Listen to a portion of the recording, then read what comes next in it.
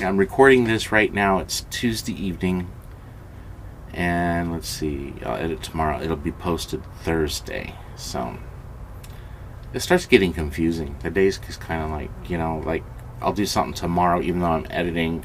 That'll end up in Saturday's vlog, whatever.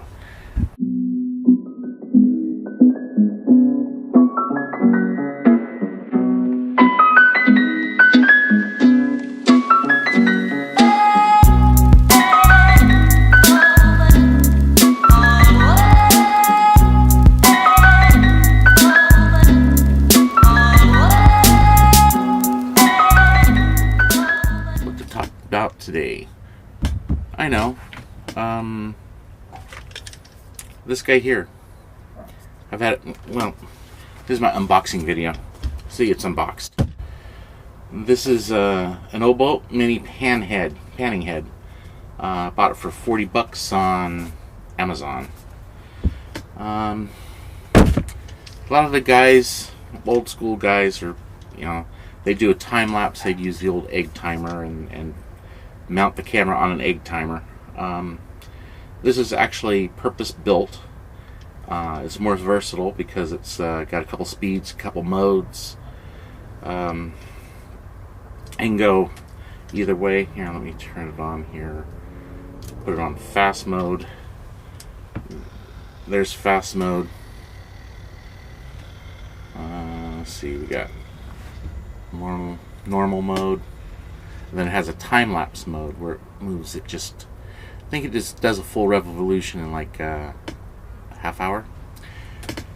Alright, along with that, you can control the direction. You can control the sweep, whether it's a full 360 or it looks like it's about a 90-degree sweep. So it turns this way, then it comes back and turns this way 90 degrees. And then it has another one where it turns a little bit, stops, turns a little bit, stops, about every 90 degrees.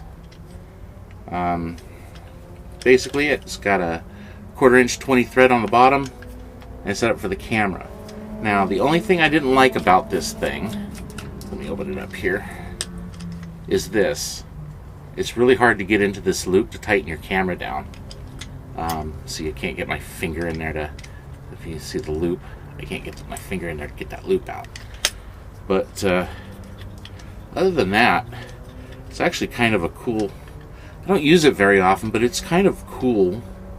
I've tried to figure out other ways to use it. It's got an internal battery. You just throw it on a USB charger. It's actually kind of cool. It's great for time lapse. Just a fun little toy, but it's really all it is. Very limited how often you can use it. It's like a drone or anything else. If I could figure out how to do a sliding time-lapse dolly with it, then I could do those shots like they have in House of Cards on Netflix. But anyway, that is my unboxing video for the Obolt. Like I said, it's about $40. If you like doing time lapses and you want to do something a little different, it's not a bad buy. Next thing I want to do is I'm kind of looking at a 360-degree camera. I don't know how you'd upload that footage to YouTube, but I'd love to get one of those cameras. Samsung has one for about $100, and I want to mount it on my drone. Probably going to make some modifications to the drone to make it work. Some offsets to raise a platform above the battery, because my battery is mounted on the top of my drone. But I just think that would be a really cool camera if I can get the 360 to work on YouTube. I think it will, because YouTube's into the 360. I think they are anyway. I've got to find out how to do that. But I think that would be really neat for some aerial photography. Again, it's not using it as part of the story, just a neat exercise. I like doing neat exercises from time to time, and you might like them, you might not. Just kind of cool. Aerial photography is kind of like that too. The problem you get into with it is, I like it, I'm interested in it, the guys in the RC forum like it, but most of my subscribers, it's about as exciting as a bass fishing program or pro bowling or golf. It's not that exciting unless you're really into it. And, I don't want to be that guy. But, I'll post it once in a while and see, maybe somebody will like it, or maybe I can make it. I don't know how I can incorporate that into the vlog. But that's kind of what I'm looking at. I'm looking at the 360 camera. Like I said, Samsung has one for $100, and I just think it would be a neat addition. Again, I think the neat part of it would be just mounting it on the drone and dealing with that. Getting ready to make some modifications to that thing, because after flying the Phantom, this thing definitely has room for improvement. I need to put about $150 into it. I need some more batteries. I actually need a real battery charger. I'm still using, where'd it go? I think I threw it over. What did I do with it? Oh, they're over here. I'm still using the stock junk charger. I mean, this thing's horrible. I mean, it's got an adapter. This thing here is intermittent. It's really garbage. But I need to probably get a decent charger for it, because it's probably what's taking out the battery. Here's the latest victim, a big X on it. But if you look at it, it's swollen. Bad news. Flight time is like 45 seconds with this battery now. Not that I get great flight times anyway. The battery should look like this. But this will be the third battery in less than 6 months. All of them were new. And I think it has to do with my charging. And I think it has to do with the fact that I don't have a real BEC board in it that basically steps the voltage down to the voltage for the flight electronics, and then a driver for the LEDs.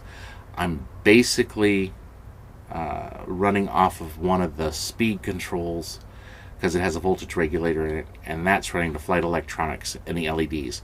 And I think what's happening, because I've got short flight times, I get about 6-7 minutes out of it max, and it should be flying a lot longer than that. I think what's happening is, since there's no current limiting resistors, this gets real technical, no current limiting resistors on the LEDs, I think I'm basically almost running that battery short to ground. And I think that's what's causing me to have some issues. Short flight times, I think, is taking out the batteries. I think it's being real hard on the batteries. So that's one of the things I want to put in it, is a new power distribution board with a voltage regulator in it. They call it a BEC. I think it'll fly better. I don't think I'll get to... I think it's part of the problem I've had with the GPSs and things in it to keep it from flying real smooth, is I think they're browning out. Crashed the SEMA again. Again, it's indestructible, but I think this time I need to buy a case for it, because when I landed, I pulled out all the landing gear. Can't find 2 of them, and that's the ones I custom made for it.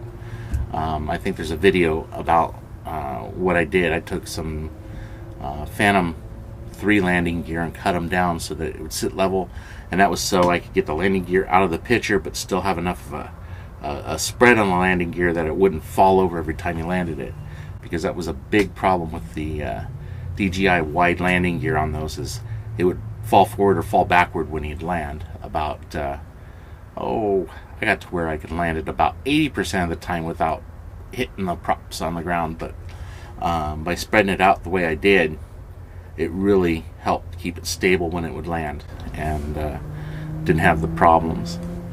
And it absolutely destroyed the spotlight I built for it, because we were flying with the spotlight, and the spotlight's basically, well, that was version 2 of the spotlight, and I need to rebuild it again, because I actually need to figure out better LEDs to use on it, because the ones I have get real flaky, they get intermittent, but it's Chinese, they were $2 flashlights.